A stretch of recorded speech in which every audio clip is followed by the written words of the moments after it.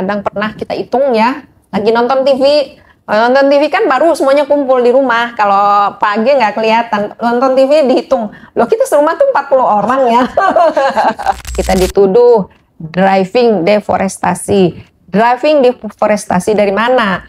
Karena saya pada saat itu juga ada proses, saya berat sekali meninggalkan anak saya. Saya berat sekali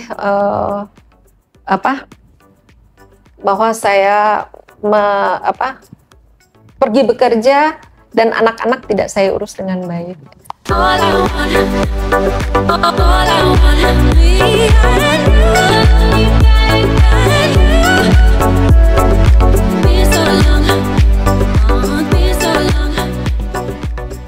sahabat Olenka, kembali lagi di program Perspektif bersama saya Cahyo Prayogo, pemimpin redaksi Olenka. Hari ini saya berkesempatan buat mewawancarai Ibu Musdalifah Mahmud. Beliau adalah Wakil Sekretaris Jenderal CPOPC. Apa kabar, Bu? Baik, Mas. Ya. Jadi Ibu Musdalifah ini Bu Mus baru dilantik ya, Bu, 3 hari yang lalu. Ya, kita ditunjuk sebagai Wakil Sekretaris Jenderal yang bertugas mulai 1 Juni. Jadi baru 3 hari yang lalu kami bertugas di sini, mulai bekerja sebagai perwakilan negara-negara produsen sawit. Mungkin buat pertama bisa coba digambarkan dulu kali, Pak. Sebenarnya apa sih CPOPC itu? CPOPC itu adalah organisasi dewan dari negara-negara penghasil kelapa sawit di dunia. Jadi CPOPC Council Palm Oil Producers. Kita sebagai negara penghasil kelapa sawit, kita menyadari bahwa kita perlu bersatu untuk menyuarakan kelapa sawit. Karena kelapa sawit ini bukan baru sekarang, tapi sejak kita mulai memproduksi kelapa sawit menjadi salah satu vegetable oil, minyak nabati yang masuk pasar global. Sejak mulai saat itulah berbagai challenge, berbagai tantangan dihadapi kelapa sawit kita. Tantangan negatif informasi yang menyebar di seluruh dunia, di negara, utamanya di negara-negara konsumen kita, tentang kelapa sawit yang lebih banyak negatifnya daripada positifnya. Seperti Mas tahu kan, kalau negatif informasi itu penyebarannya 10 kali lipat lebih cepat daripada hal-hal yang baik. Dan itu kemudian menjadi salah satu challenge kita sebagai negara-negara penghasil kelapa sawit untuk membicarakan. Let's talk, mari kita bicarakan tentang kelapa sawit. Kenapa hanya yang negatif saja yang tersebar? Padahal kontribusi kelapa sawit untuk rakyat, untuk kemanusiaan itu sangat besar sekali. Kontribusi kelapa sawit kita itu 42% kontribusinya untuk pemenuhan minyak nabati dunia. Padahal lahan yang digunakan untuk menanam kelapa sawit itu hanya 77% dibandingkan seluruh vegetable oil. Tapi kontribusinya 42%. Jadi yang 97% kontribusinya hanya 53%. Jadi seperti itulah kenapa kita harus menyampaikan, kita sebagai penghasil, negara-negara penghasil kelapa sawit menyampaikan tentang peran kelapa sawit. Karena bukan hanya untuk kebutuhan pangan, tetapi juga kebutuhan energi, kebutuhan bahan baku untuk kehidupan kita sehari-hari, karena menjadi sumber bahan baku industri yang kita gunakan dari pagi sampai malam, yang kita kenakan dari pagi sampai malam. Dan kemudian yang kedua, yang ketiga juga dia kontribusi untuk penyerapan karbon, karena pohon-pohon kelapa sawit berhasil ditanam sebenarnya bukan di lahan-lahan yang produktif atau bukan di lahan-lahan yang yang memang rimbun dan lain-lain, tapi lahan-lahan lebih banyak ditanam di lahan-lahan yang kritis. Dan untuk dunia, kita tahu Kolombia adalah salah satu produsen drug. zaman dulu, tapi mereka sekarang beralih untuk menanam kelapa sawit. Itu kan memperbaiki kehidupan manusia. Kemudian belum lagi di lahan-lahan kita, bukan semua lahan kita tidak semuanya subur, tetapi sebagian diantaranya kan kritis atau marginal, tidak termanfaatkan dengan baik. Dengan ditanami kelapa sawit, lahan kita itu menjadi lahan yang bermanfaat, tempat bergantung masyarakat kita. Dan yang paling penting, negara kita luas sekali, banyak sekali daerah remote yang masih jauh dari jangkauan, akses transportasi, akses ekonomi, akses social life, kehidupan sosial, pendidikan, dan lain-lain, itu bisa terbangun karena ada kelapa sawit. Karena kelapa sawit bisa menghidupi dirinya sendiri, bisa membangun ekosistemnya sendiri. Jadi kenapa kita harus menyuarakan ke dunia? Karena kontribusi kita yang 42% seolah-olah suatu kesalahan. Karena kita dituduh driving deforestasi. Driving deforestasi dari mana? 700 juta hektar lahan di seluruh dunia yang deforestasi untuk kebutuhan pangan, untuk kebutuhan kehidupan, housing, dan lain-lain. Itu kelapa sawit itu hanya 29 juta hektar di dunia. 29 juta hektar kita dituduh sebagai penyebab deforestasi. Itu diskriminasi, itu unfair, dan kita harus berjuang menjaga nama baik kelapa sawit, peran-peran kelapa sawit untuk kehidupan kita. Karena kehidupan kita di Indonesia, Malaysia, di Honduras, di negara penghasil sawit lain Papua Nugini dan lain-lain adalah untuk menghidupi masyarakat, untuk livelihood, untuk meningkatkan social life, untuk mereka supaya bisa berekonomi, bisa akses pendidikan, bisa akses kesehatan yang baik, penghidupan yang baik. Negara kita banyak negara remote tanpa transportasi, itu bisa terakses dengan baik. Itu Mas.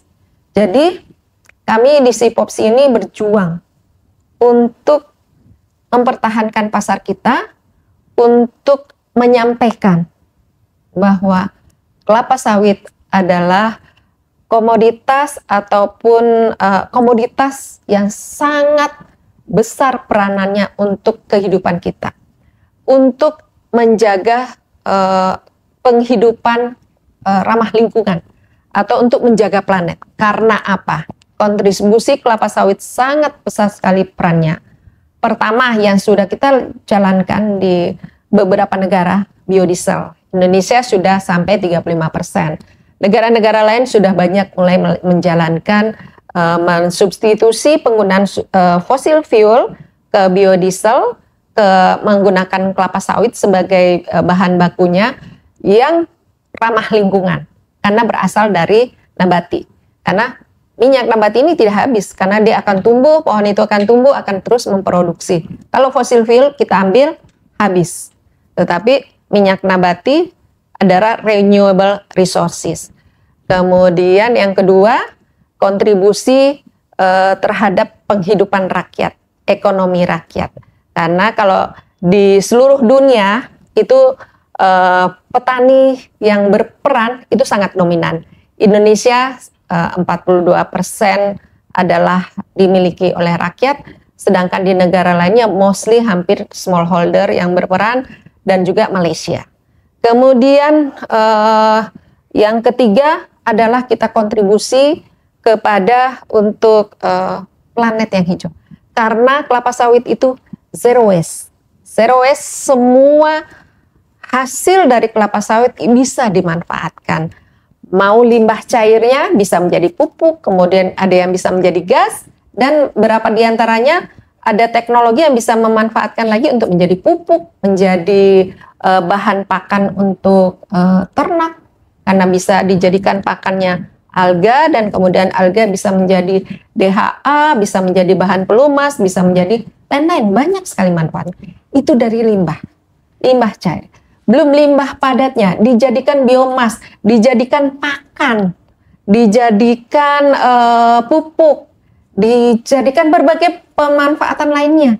Dan Dan kontribusi dari biomas kita itu sekarang dari kelapa sawit itu tidak bisa kita anggap sepele. Itu menjadi salah satu kontributor utama saat ini.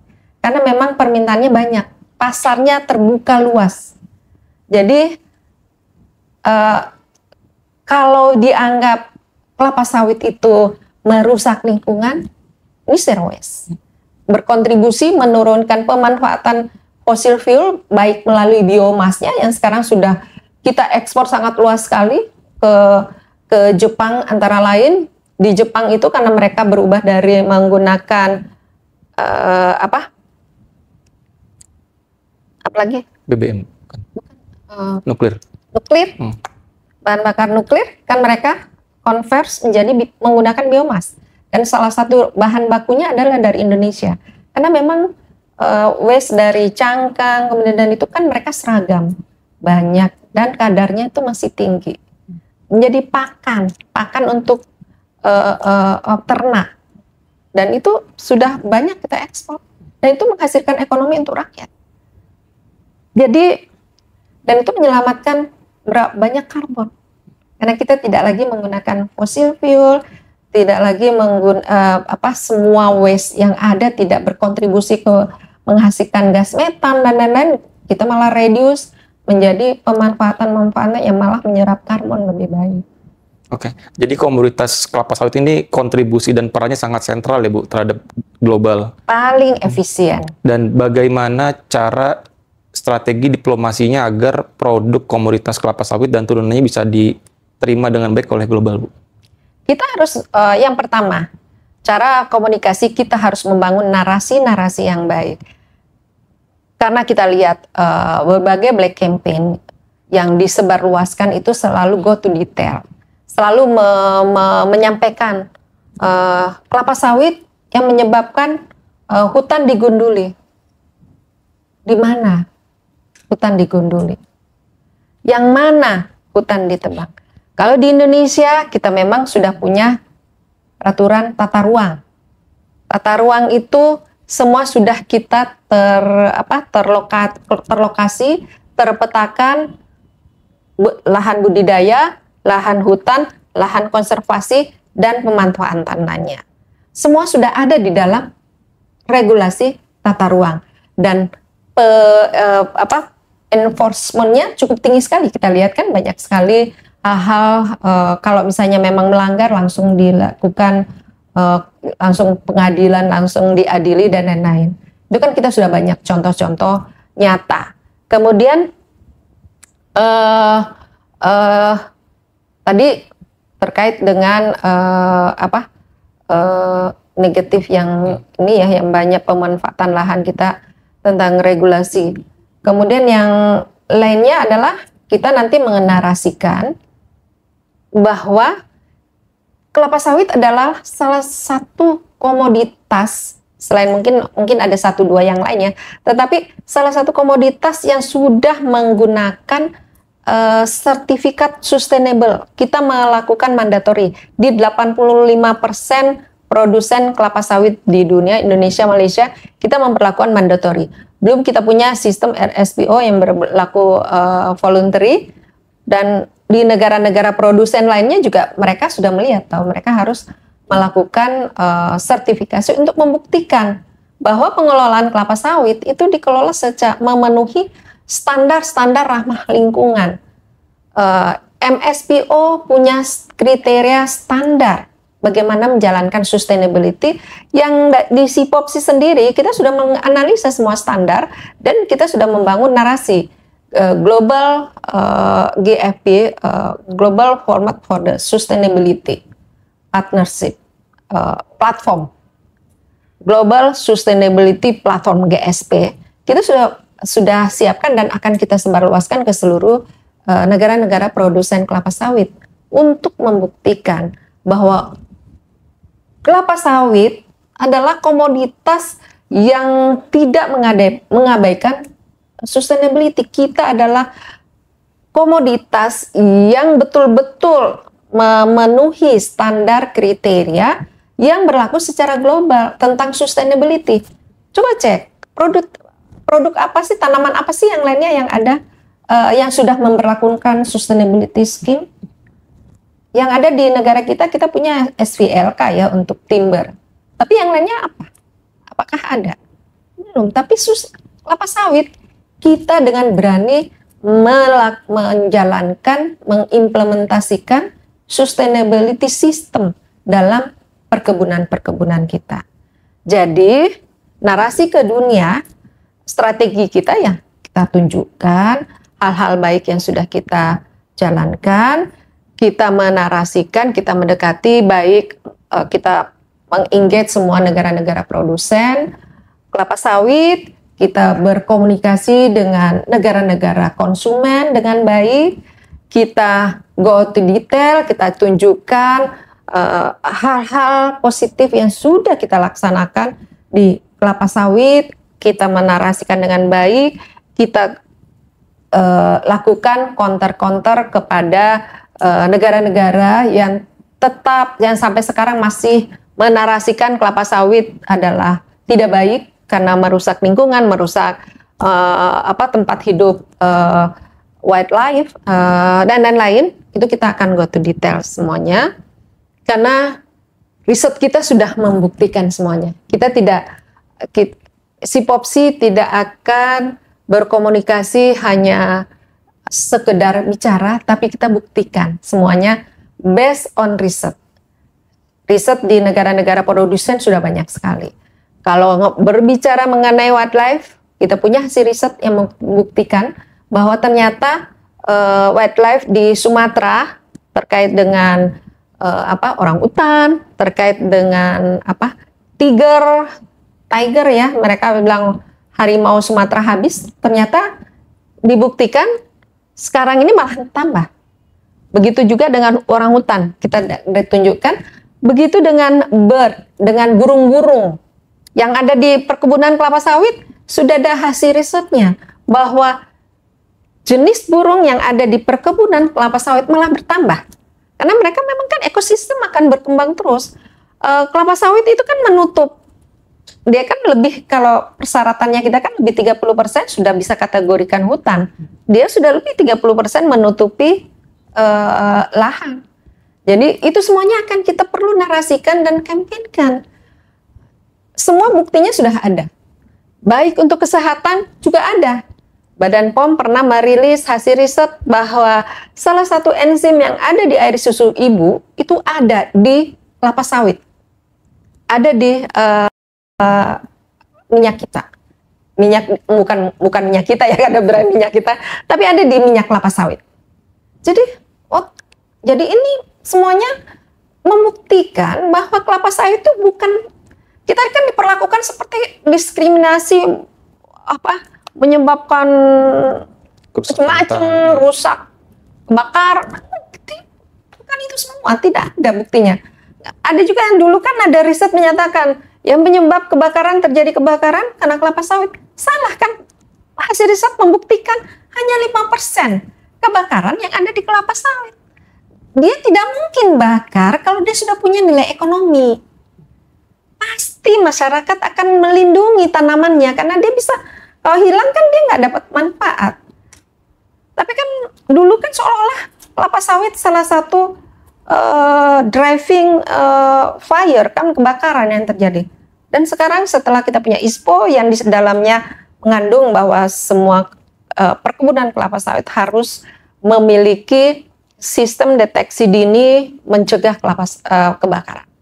Jadi itu semuanya hal SIPOPSI sadar kita punya banyak hal baik, tapi mungkin komunikasi dan lain-lain. Jadi kita tantangan kita memang banyak karena selain saya yakin itu persaingan dagang juga tidak kecil sekali artinya, dan biasanya untuk dagang itu apapun dilakukan ya kita akan SIPOPSI akan berjalan secara jenuh, secara jujur menyampaikan hal-hal yang baik dari kelapa sawit. Kalau ada yang tidak baik, kita beritikat untuk mensuarakan penyempurnaan, perbaikan.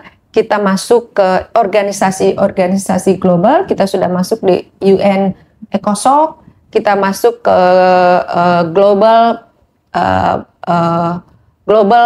bioenergy yang kemarin G20 di India diresmikan, kita sudah masuk menjadi anggota. Kemudian kita akan masuk di platform internasional lainnya untuk membangun narasi, membangun image yang baik tentang kelapa sawit. Kelapa sawit adalah sumber ekonomi rakyat di negara-negara penghasil. Kenapa banyak orang tidak suka? Karena tidak bisa tumbuh di negaranya. Kenapa yang tumbuh kan hanya di negara tertentu? Dia bukan komoditas yang tumbuh dimanapun. Jadi ya kita maklum saja, tetapi kan juga banyak komoditas andalan kita di dalam negeri seperti soybean kan. Kita makan tempe 2,7 juta ton kita impor setiap tahun. Apa boleh buat? Tidak bisa tumbuh dengan baik di negara, tumbuh, tapi hanya sebagian yang bisa kita penuhi dari dalam negeri. Tapi kan kita harus impor karena tidak tumbuh dengan masif di negara kita. Ya kita terima dengan ikhlas. Kita tidak menjelek-jelekkan karena tidak bisa tumbuh di negara kita. Kita tidak jelek-jelekkan komoditas lain. Sekarang yang kita perjuangkan kan adalah komoditas yang memang bermanfaat untuk kehidupan dunia, untuk mendukung feed the world. Tanpa kelapa sawit, dunia akan kehilangan resource kebutuhan manusia untuk minyak nabati, untuk energi, dan untuk kebutuhan-kebutuhan industri lainnya. Jadi narasi ini yang perlu kita bangun strategi. Banyak sekali strategi yang akan kita kembangkan, tapi let's talk ya, karena saya baru 3 hari. Kita baru membangun, kira-kira kita mulai dari mana, karena dari 10 tahun Sipopsi, kita sekarang melanjutkan semua hal yang sudah dibangun dari teman-teman yang menjalankan Sipopsi sebelumnya, dan mudah-mudahan ya mohon dukungan, supportnya teman-teman semuanya supaya kita bisa lebih baik lagi, karena bukan untuk kepentingan tertentu, tapi ini kepentingan negara-negara produsen kelapa sawit, negara kita khususnya Indonesia karena kita produsen pertama dan Malaysia produsen kedua, untuk memenuhi kebutuhan dunia dan untuk menjaga sustainability atau menjaga planet kita. Karena kalau kita memanfaatkan kelapa sawit, kita akan menghemat sekian juta hektar lahan karena pemenuhan minyak nabati terus tumbuh 4,8%.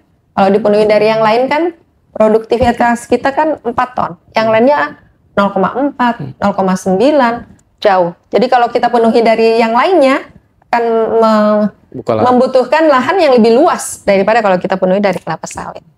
Jadi kita menyelamatkan dunia dengan dengan kelapa sawit kita. Bu, jadi kan 10 tahun atau beberapa belas tahun yang lalu kan sentimen sawit itu masih negatif, Ibu, terutama di Indonesia, Ibu. Jadi di Indonesia itu masih negatif dengan kerja keras pemerintah, ada BPDP juga bekerja keras. Akhirnya sekarang di domestik itu sentimennya positif, Bu. Jadi banyak orang yang tadinya negatif ke sawit sekarang sudah mulai sadar terkait kontribusi dan perannya. Nah, apakah Ibu optimis bahwa hal yang sama juga bisa terjadi di global? Ketika sekarang masih banyak serangan, apakah Ibu ya optimis global itu bisa menyadari kontribusi dan peran kelapa sawit? Kita harus optimis karena memang tidak ada yang jelek. Gitu. Yang jelek kita perbaiki. Karena kita harus punya keyakinan bahwa tujuan kita hidup itu kan sebenarnya untuk kebaikan. Bukan untuk membangun disaster, bukan untuk membangun bencana. Tujuan hidup kita kan untuk membangun kebaikan untuk dunia.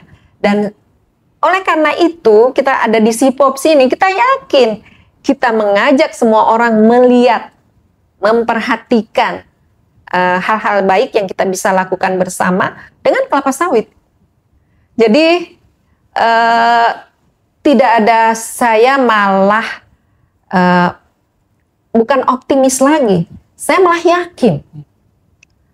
Kita perlu mengajak, kita perlu menjelaskan kepada mereka Karena kita yakin, kita punya positive thinking ke mereka semuanya. Mereka itu orang baik. Tujuan mereka adalah untuk planet, untuk dunia masa depan, untuk lain. Let's talk about the future of the world. Mari kita bicara tentang masa depan dunia. Kebutuhan pangan dunia, kebutuhan energi dunia, kebutuhan kehidupan dunia. Salah satu yang sustainable, yang punya potensi besar adalah kelapa sawit. Karena kelapa sawit bisa memenuhi banyak sekali kehidupan, bisa menghemat banyak sekali sumber daya bahan baku untuk pemenuhan kebutuhan dunia. Jadi kalau semua pihak berpikir ke arah positif, saya yakin ini pasti berhasil.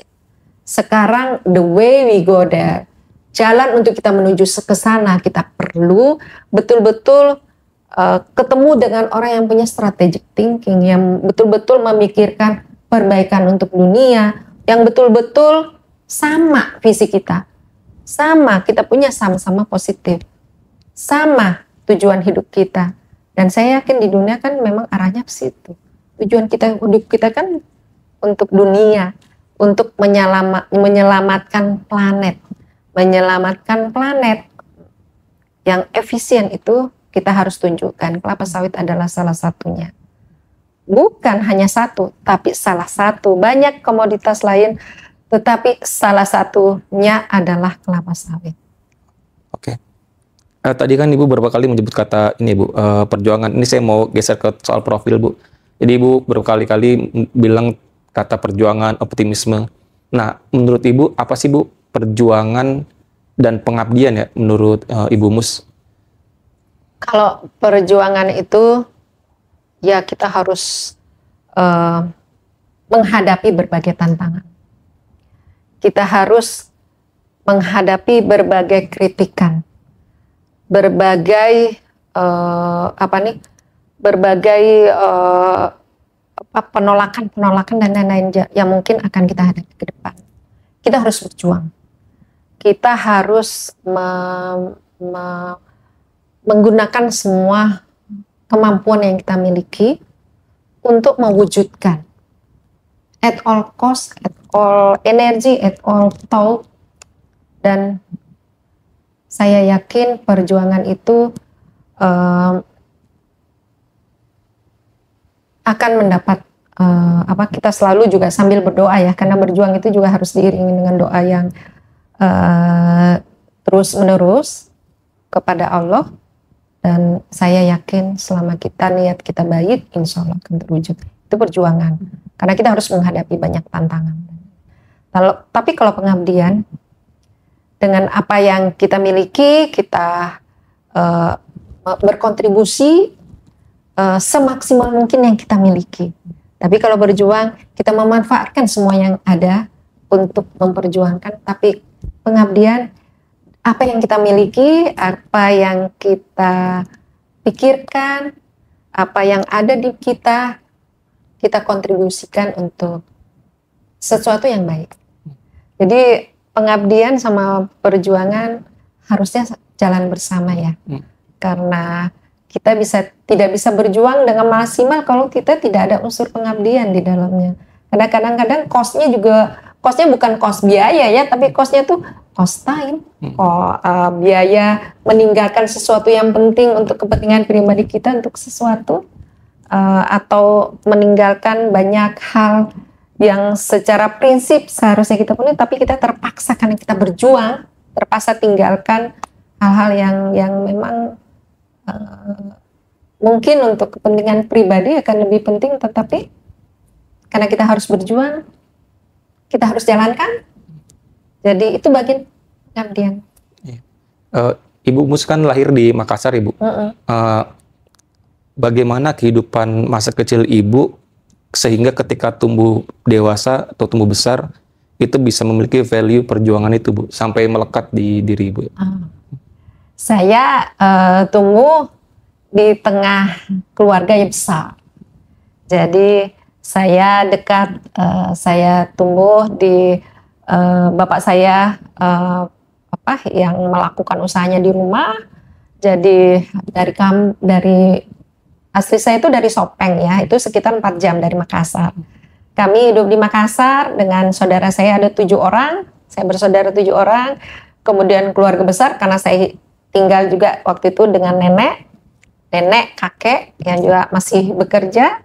Kita kecil bersama seluruh keluarga karena kami dari kampung. Zaman dulu itu kan kalau ada yang mau sekolah, ada yang mau bekerja itu dari kampung kan, di sana kan penghidupan hanya bertani. Jadi untuk melanjutkan dari SMP ke SMA biasanya waktu itu sekolah belum meluas.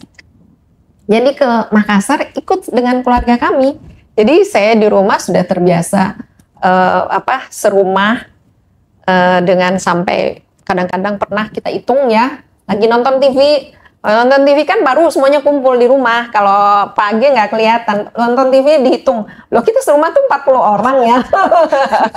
Jadi itulah, keluarga banyak kumpul.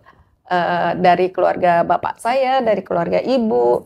Kemudian kami juga ada kakek nenek yang sama-sama membantu orang tua saya. Jadi dari keluarga besar. Jadi kalau kita banyak itu, kita kan by nature, hanya kita bersaing kan untuk supaya kita kelihatan. Dan dari rumah ya akhirnya memang orang tua saya mendidik saya, yang paling penting itu hanya sekolah. Jadi karena banyak orang di rumah, saya diminta untuk hanya belajar. Jadi kalau nggak main belajar, itu aja. Jadi nggak ada tanggung jawab lain. Jadi itu bagian. Jadi pada saat terima rapor disitulah kemudian kita buktikan semuanya kan. Nah itulah masa kecil saya selalu berjuang. Dan kalau saya kan karena banyak bersaudara ya kita selalu satu sama lain compete kan. Jadi ya itu perjuangan yang dan kita saling mendukung sehingga pada saat saya berjuang saya tidak pernah istilahnya mau nggak bisa. Saya selalu mencari cara bagaimana supaya itu bisa terwujud, bagaimana itu bisa tercapai. Ada challenge misalnya saya harus ke sana, tapi nggak ada. Saya akan cari bagaimana caranya supaya hal tersebut bisa terwujud. Karena saya selalu berjuang di rumah kan. Misalnya saya pengen sesuatu, saya harus berjuang. Bicara dengan bapak, kalau nggak sama bapak, sama ibu, kalau nggak sama kakek, sama nenek, bagaimana caranya supaya itu bisa terwujud. Jadi memang selalu selalu ada fight ya. Jadi memang dan perjuangannya berlanjut ke saat merantau ya Bu merantau ke Jawa, sekolah di IPB kan nggak gampang ya, orangnya pinter-pinter semua dan susah banget rasanya waktu itu ya. Saya juga merasa waktu itu sekolah di IPB susah banget. Jadi pada saat saya lulus, saya di IPB juga saya dapat banyak sekali rasanya keajaiban karena tiba-tiba ada dosen saya yang dengan istrinya suka banget sama saya dan kemudian saya dianggap seperti anaknya. Jadi saya kuliah saya dapat kemudahan juga ya. Saya pikir mungkin karena bapak ibu saya juga suka beri orang kemudahan, tinggal di rumah kita sampai 40 orang supaya bisa menampung banyak keluarga. Terus kemudian saya di Bogor, ada dosen saya udah tinggal di rumah saya aja, nggak bayar, malah kalau nggak punya duit dibayarin. Dan seperti anak, jadi saya terus berpikir kalau orang tua kita melakukan sesuatu hal yang baik, nanti anak kita juga, itu juga yang saya lakukan untuk diri saya. Jadi saya selalu berjuang untuk melakukan yang saya anggap baik. Karena saya yakin nanti anak-anak cucu saya juga akan mendapat seperti yang saya dapatkan. Karena orang tua saya melakukan hal-hal yang baik di masa lalu. Jadi tabur tuai Bu, ketika menabur kebaikan maka akan menuai kebaikan juga. Dan saya yakin kalau kita berjuang untuk negara kita, itu kembalinya ke kita juga. Jadi jangan pernah putus asa untuk berjuang. Jadi ketika menghadapi tantangan di sawit sudah ada pengalaman sebelumnya Bu? Iya banyak. Pasti kita akan menghadapi tantangan dan yang pasti kita juga harus terus belajar. Dan itu yang dituntut dulu dari orang tua saya. pokoknya belajar, jangan berhenti belajar. Hanya meskipun saya sudah tua, saya tetap selalu berusaha mencari apa yang bisa untuk meningkatkan kapasitas saya. Soal belajar ini kan kayaknya nggak semua orang bisa, Ibu. Ada beberapa orang mungkin ketika dia harus belajar dia males lah, atau dia ngerasa kayaknya nggak perlu lah. Kalau menurut Ibu yang sudah menjalani dan mendapatkan hasilnya, apa sih manfaat yang bisa dibagikan ya sebagai inspirasi bahwa belajar itu penting loh bagi kalian, bagi kehidupan, bagi generasi muda? Saya pikir kita tidak akan gain something kalau kita tidak belajar. Kita nggak bisa stay di satu titik. Karena untuk berjuang itu dinamikanya tuh banyak sekali. Di depan kita itu pengetahuan, teknologi berkembang terus, maju terus, pola hidup masyarakat kita pun juga kan berubah terus, social life kita pun berubah terus. Jadi kita harus terus belajar ya, baik belajaran yang formal maupun non formal. Kita harus memperhatikan berbagai aspek-aspek yang, karena perubahan itu terus menerus. Jadi saya rasa sih kita jangan berhenti belajar, karena kehidupan tidak stay di situ. Saya sekarang sudah nyaman nih, misalnya jadi wakil Sipopsi. Enggak, kalau saya nyaman sekarang, saya nggak akan, sebagai Sipopsi saya tidak akan melakukan apa-apa. Saya hanya melanjutkan saja, tetapi bukan itu kan. Kita harus berkembang, kita harus maju. Itu bagian dari perjuangan. Perjuangan itu harus terus menerus. Kita diberikan amanah, kita harus perjuangkan amanah yang kita dapat. Karena kita berjuang, kalau kita tidak berjuang, artinya kita tidak melakukan apa. Kita hanya masuk di zona nyaman. Zona nyaman itu sesuatu yang statis. Tapi kita harus menciptakan zona nyaman yang lain. Zona nyaman yang, karena di mana ada kesulitan, di situ ada kemudahan berikutnya. Jadi kan kita sulit dan kemudian nanti kita akan nyaman. Tapi kalau kita sudah dalam posisi nyaman, kita harus maju lagi. Kita akan temui lagi kesulitan. Jadi itu terus menerus. Jadi itu hidup. Saya sebelum berjuang untuk orang lain, berjuang untuk diri sendiri dulu ya Bu. Lawan rasa malasnya ya. Oh ya, harus dilawan. Saya juga kadang-kadang saya spare time untuk menikmati diri saya. Aku masa baca dokumen terus, capek juga nih. Kadang-kadang aku baca novel atau baca apa. Kita juga harus enjoy. Jadi kadang-kadang ya kita hang out, apalagi di atas 60 tahun ya.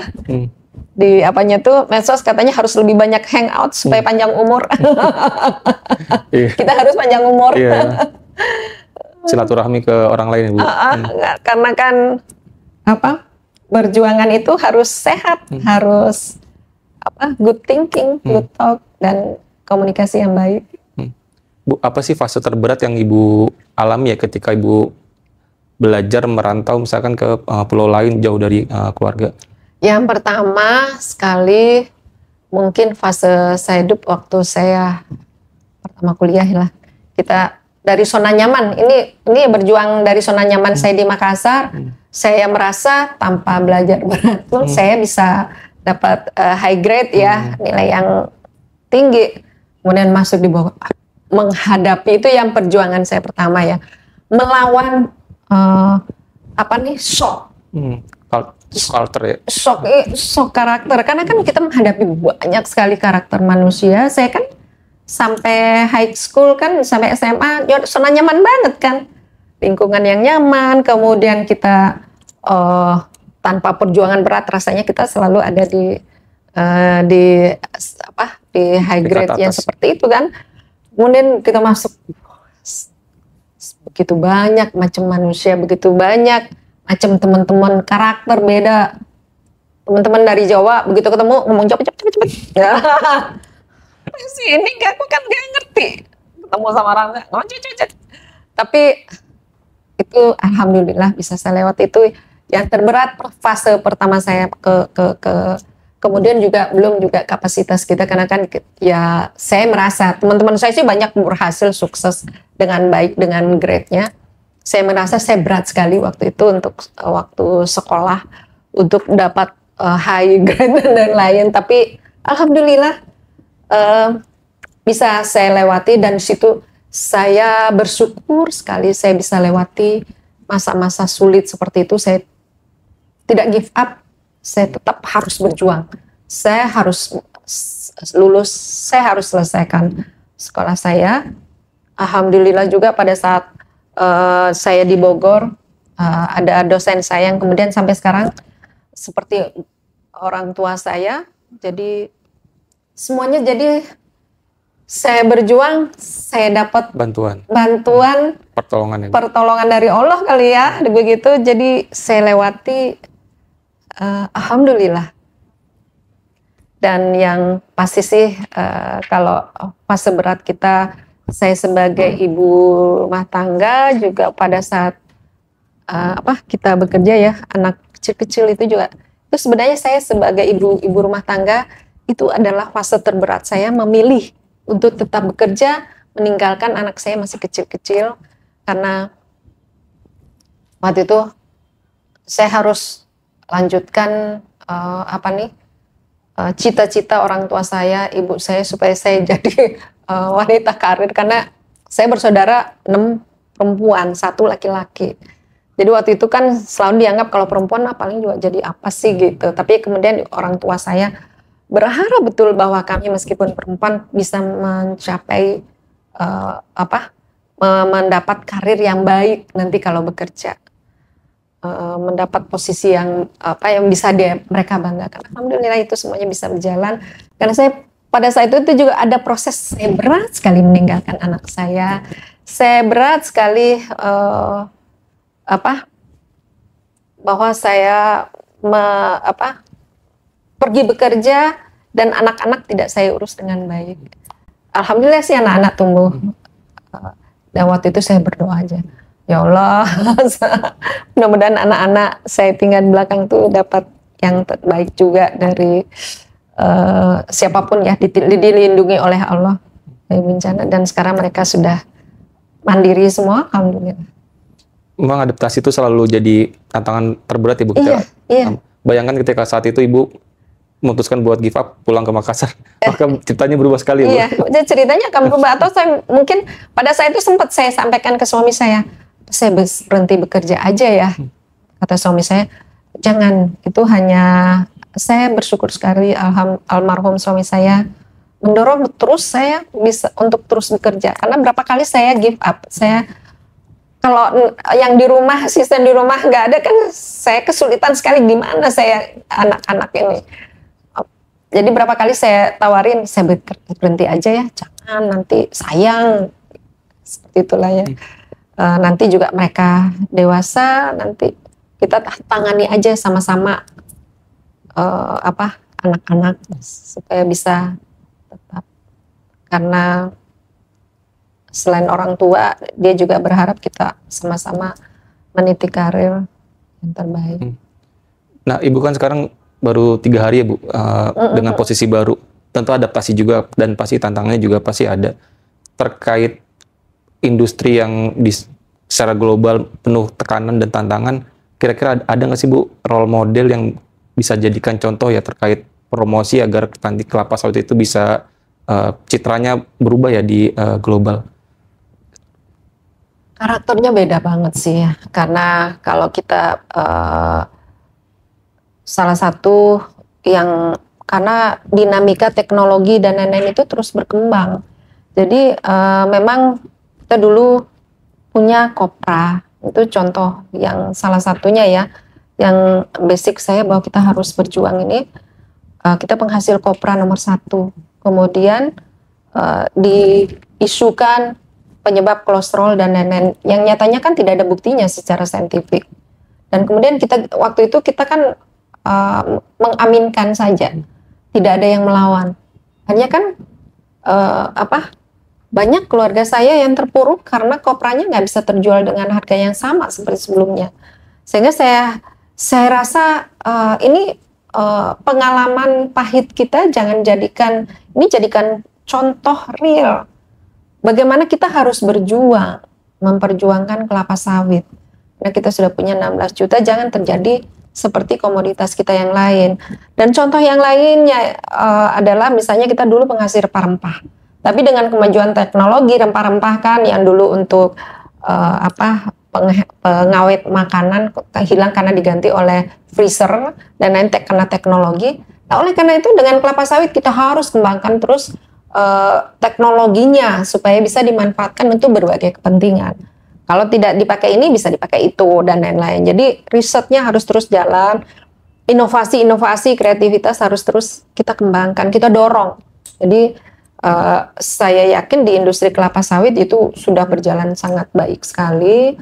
Alhamdulillah, selain riset kita sudah maju sekali, baik dari perguruan tinggi, institusi, seperti dari kementerian-kementerian maupun dari BPDP sudah maju baik sekali, dan harapan kita untuk kelapa sawit ini contoh yang baik ya apa ya yang saya lihat itu misalnya Aqua, contoh yang baik, dia bisa merubah posisi yang tadinya dia itu kan hanya supporting untuk minuman-minuman, tapi dia bisa menduduki posisi teratas sekarang, menggantikan teh botol, menggantikan Coca-Cola, menggantikan Sprite yang kampanyenya tuh besar sekali. Tapi Aqua bisa mempromosikan dirinya menjadi minuman paling sehat. Jadi itulah saya yakin dinamika itu harus kita hadapi. Kalau kemudian kelapa sawit itu tidak baik untuk A, baik untuk B, let's do research, buktikan, dan kita harus mencari inovasi-inovasi lain. Nggak usah khawatir, ada lebih dari 150 derivatif dari CPO, dari kelapa sawit itu bisa dikembangkan. Jadi itulah our future economy ada di kelapa sawit, tetapi kita harus terus bergerak, membangun, berkreasi, mengembangkan kreativitas agar supaya kelapa sawit ini bisa tetap menjadi bagian sumber ekonomi rakyat kita. Jadi mimpi besar Ibu adalah sawit sebagai komoditas strategis ya Bu, nggak hanya di Indonesia tapi juga di global ya Bu. Iya. Bu, terakhir Bu, terkait ekosistem di kelapa sawit kan sangat banyak ya Bu. Ada banyak stakeholder, ada pemerintah, ada petani dan sebagainya. Kira-kira apa sih pesan yang ingin Ibu sampaikan ya buat ekosistem di kelapa sawit ini, dengan tadi ada tantangan di luar, bahwa kita tetap bisa optimis ya maju bersama. Ya, pesan saya sih mari kita terus membangun narasi-narasi positif tentang kelapa sawit kita, dan yang pasti willingness kita untuk improve, memperbaiki terus, bahwa tidak ada zona nyaman untuk untuk suatu pembangunan ekonomi, tetapi kita harus bergerak maju, mencari, berkreasi, melakukan kreativitas, membangun inovasi agar supaya industri kelapa sawit ini tetap ada di posisi yang terbaik. Dan yang pasti mari kita membangun niat baik bersama, bahwa kelapa sawit adalah untuk ekonomi rakyat, untuk membangun kesejahteraan negara kita, dan stay di dalam komitmen kita. Sustainability is a must untuk semua pengelolaan industri kelapa sawit dan pemanfaatan. Oke, baik, terima kasih Sahabat Olenka. Demikian perbincangan kita dengan Ibu Mus, perbincangan inspiratif. Sampai jumpa di episode selanjutnya.